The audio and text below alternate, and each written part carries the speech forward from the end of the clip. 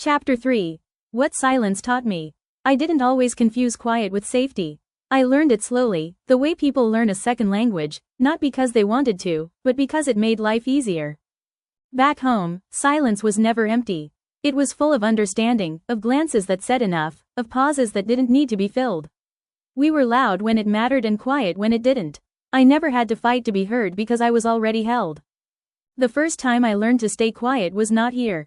It was years ago, in a room that felt too big for me then too. A classroom, a workplace, a relationship, I can't remember which one clearly anymore, only the feeling. The way my words landed wrong. The way someone laughed, not cruelly, just dismissively, and said, "That's not how things work." I remember nodding, smiling, folding the thought back into myself like a note I decided not to send. After that, I started watching more than speaking. I learned how to read a room before entering it, how to sense the weight of other people's expectations before adding my own. I told myself this was maturity, adaptability, grace. No one ever corrected me. They just benefited from it. When I met him, my quiet felt like compatibility. We didn't fight much. We didn't demand things from each other. I mistook that for peace. When he talked about his family, their closeness, their traditions, I told myself I was lucky to be welcomed into something already whole. I didn't question what parts of me would be asked to shrink in order to fit. I remember the first time his mother corrected me. It was small, how to fold something, where to put a dish. I laughed it off, grateful even, like I was being taught the rules of a place I wanted to belong to.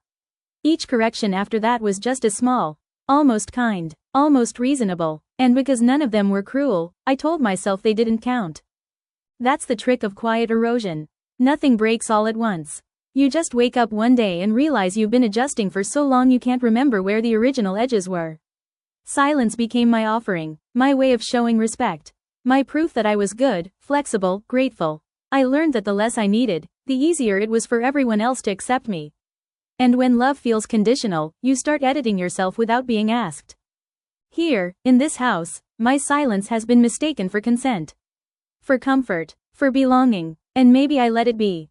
Maybe some part of me believed that if I stayed small enough, patient enough, I would eventually earn my place. But silence is not the same as peace. I know that now. Peace has weight to it. Substance. It doesn't hollow you out. I think of all the times I swallowed a sentence because it felt inconvenient. All the moments I told myself this isn't worth it, when what I really meant was I'm afraid of what will happen if I speak. I didn't lose my voice here.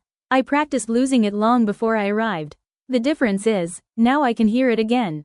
It's faint, unsteady, but it's there, asking for room, for friction, for the possibility of being disliked in exchange for being real. I don't know yet how to use it without shaking. I don't know who I'll disappoint when I do. But I know this. The version of me who stayed quiet to survive is not the version who can build a life. And for the first time, I don't feel ashamed of that.